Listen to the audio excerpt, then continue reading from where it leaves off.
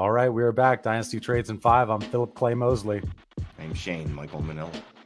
I'm Scott Charles Connor. Let's go. Talking trades. Yeah, we're doing a trade-only show tonight, so we're gonna go rapid fire through a bunch of different trade scenarios, and we're gonna see what these guys think. Quick shout out is for our listener league numero dos, which is gonna be going down when we hit 1,000 subscribers, which I never thought would happen, but knock on wood, apparently it's gonna happen in the relatively near future, and that's gonna be an auction startup listener league with the 3 of us. All right, so let's get rolling. Alvin Kamara or CEH and Allen Robinson. Oh, so Alvin Kamara, because CEH is a bag of nickels, fake nickels at that, like wooden ones, and not even good wood. Like he's like a bag of nickels, wooden nickels with termites in them. And Allen Robinson's fine, but high end, I'll take Alvin Kamara, even if it is just for another year of production. Yeah, I agree. I thought you were going to say someone better than CEH that would entice me to cash out on Kamara, but no, the roster construction, give me a shot on a high-end running back, and it's a 2-for-1. So in that case, give me the one better piece. Ronald Jones or the 204? 204. I could get Ronald Jones for cheaper than that. You think you can? You think you can get Ronald Jones for cheaper than that? What do you think you can get him for right now?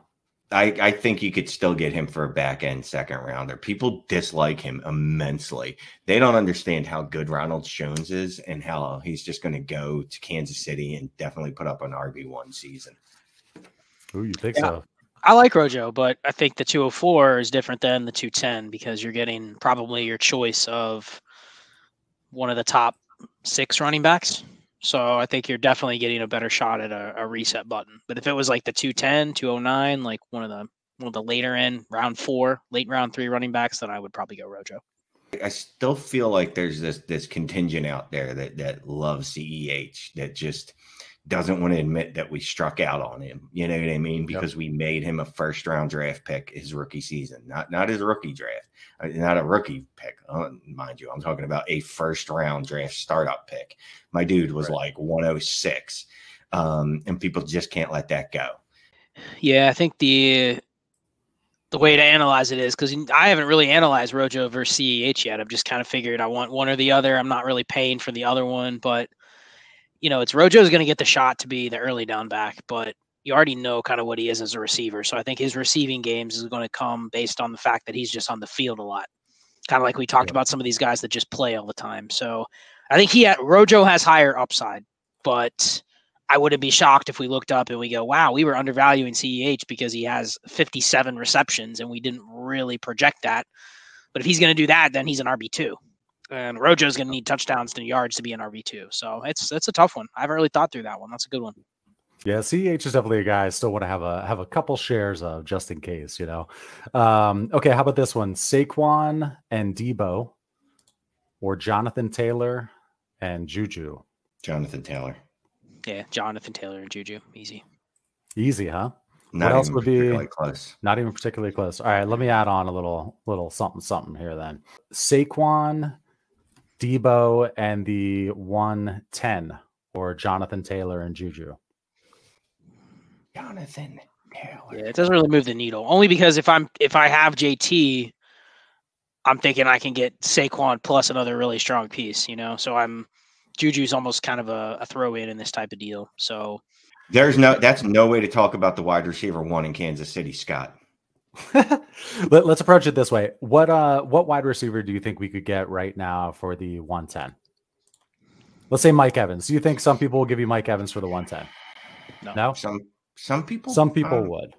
Yeah. Okay. I mean, I've made trades with the 110 and the 111 where I've gotten Michael Pittman. So somewhere in that range. So how about then it's Deebo, Michael Pittman, and Saquon, or Juju and Jonathan Taylor. That's still easily JT, huh? Gonna start 10? I mean, when you add Pittman in, he's somebody that's value's gone up in the last couple of weeks. I think with Matt Ryan going there, people are a little more excited with him. But again, I'm just looking at this. What can I liquidate Jonathan Taylor for? If it's, Michael Pittman and Saquon, and that's the best I'm going to get, then obviously I'm going to probably prefer the other side because I'd take Deebo over Juju. Yep. But some of the packages I've seen for JT, it's like, you get 3 plus firsts. If that's the case, I'd rather be holding that chip. But if you told me this is the best package, that's not a bad package. You're getting 3 starters, and you can probably then flip Deebo for, a first plus or a receiver plus. So, I mean, there's liquid on the other side, but I think I'd just rather have the one best asset. If I'm trading Jonathan Taylor, you got to give me an elite wide receiver. Like, I need a top 5 wide receiver. And even then, I'd understand that I'm taking a discount on it only because he's a running back. So, like, if I would get the wide receiver 5, whoever that is at this point, it's not Jalen here's Waddle. The thing. Some people would say with Waddle and Tyreek out that it's Deebo Samuel. Oh, it's okay. If that's the best I can do, then no. Then I'm just holding on to Jonathan Taylor. And that's no disrespect to Deebo. It's just he's not going to rush for 600 yards and 15 touchdowns again next year. What if it's Cooper Kupp and a 23 first for JT? I'm keeping JT unless I've got it teed up to sell Kupp. How about CD Lamb and a 23 first? I got to be honest with you. I actually like the Cooper Kupp and the 23 first, because here's the thing. Those running backs in the 23 class are every bit as good as Jonathan Taylor is. Landing spot dependent, obviously. Bijan Robinson's probably better than Jonathan Taylor. And then I'm getting the 700 points that Cooper Kupp's going to score this year, right? 700 or so, give or take. Well, the reason I asked is because you said it has to be a top 5 receiver, but then I'm like, you're probably not going to get, Chase or Jefferson plus a first for JT. Heck, some leagues you might not even get them 1 for 1. But then what other receivers in that deal would you accept? And you said it would be Kupp, but I'm going down the line going, DK, AJ Brown, CeeDee Lamb, Kupp. There's not many where I'm feeling super confident trading JT away for a random first and one of those receivers, but I like the process, right? Nick Chubb or the 107 and a 24 first. Ooh, 107. And a 24 first? Yeah. More coming on that. Generally, there's not many times that I won't take 2 first-round picks over a quarterback, or excuse me, a running back. But the 107 in this class is kind of, it's not great. You know what I mean? It could. And assume the RB2 is gone at the 107. So you're pretty much not getting another running back at that. And assume the mediocre RB2. I would not draft it. Now, if it was a 23 first, I could talk myself into it. 24 first, I hate the spread there. You know what I mean? It's so far apart that I'm going to have to take Nicholas Chubb. And I'm just going to see what he does with Deshaun Watson. Yeah, I think that's exactly, Shane walked through exactly how I'm thinking about it. I would counter with the 23 first. I'd actually be willing to take less than the 107 if I could get the 23 first. But I'm not taking the 107 and the 24 first. That looks great, but I'd be shooting for better. I'd rather get a player back than the 24 first, because I've tried to get some 24 first. We haven't talked about them yet. I've tried to get them like a year ahead, thinking, people will give me their 24 first for like the 204. You know what I mean? That type. No, people see that as a first, and they're smarter than they were a couple years ago in Dynasty. Let's just say that. Yep. Yeah, because 2024, I don't even know if the Earth is going to exist. They're still wearing pull-ups. Yeah. Here's a gross one. Chase Edmonds or the 304 and a 23 second. Ooh, yeah. I like Chase Edmonds, but that's 304 is one of those picks. I'm trying to get as many of those as I can, because I can literally pick another Chase Edmonds and just flip a coin that he actually is a good player. Well, Shane's almost on the clock in the listener league. I think it's right around the early 3s in there. So you can grab one of those and then trade it to Scott. All right, let's go to wide receivers. Amari Cooper or the 111? Cooper. Yeah, Cooper. So I actually did just make a trade, and I don't know why I didn't remember this. I actually just traded the 112 and a 2024 second for Amari Cooper today. So I definitely would take Amari Cooper.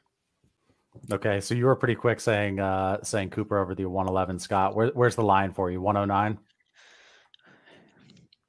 Yeah, probably 108, 109. And that goes for not just Cooper, but there's a lot of other veterans in that range. I mean, Keenan Allen, if you could get Keenan Allen for a late first, Mike Evans, the same range, Allen Robinson. Like, I'm not going to fault anybody for wanting out of a 109 for a veteran receiver, because that's pretty much what they're flipping a coin at a decent profile receiver there. So I can't fault that. Right. We'll probably look back in a year and go, why the hell were we valuing Amari Cooper as a mid-first? But Devontae Adams or Devontae Smith and Elijah Mitchell. Ooh. You make that Elijah Moore? No. No. No, I'd take Adams still. Although it goes through my mind, I could probably sell Devontae Smith or Elijah Mitchell for a 23 first. Potentially. I could spam. For 2023 first. Maybe Devontae Smith, though, potentially. I like getting younger, though, man. It's the offseason. I'm all about getting rid of old people. The correct answer is Devontae Adams, though, and just hopefully your roster's young at other places. There was a hilarious comment the other day. It was this guy said, Scott, would you like to go out to dinner with me? And then it's Scott, can I get a 23 first? You want to go out for a beer? He was like, can we go out for a 23 Can I get a 23 first with that?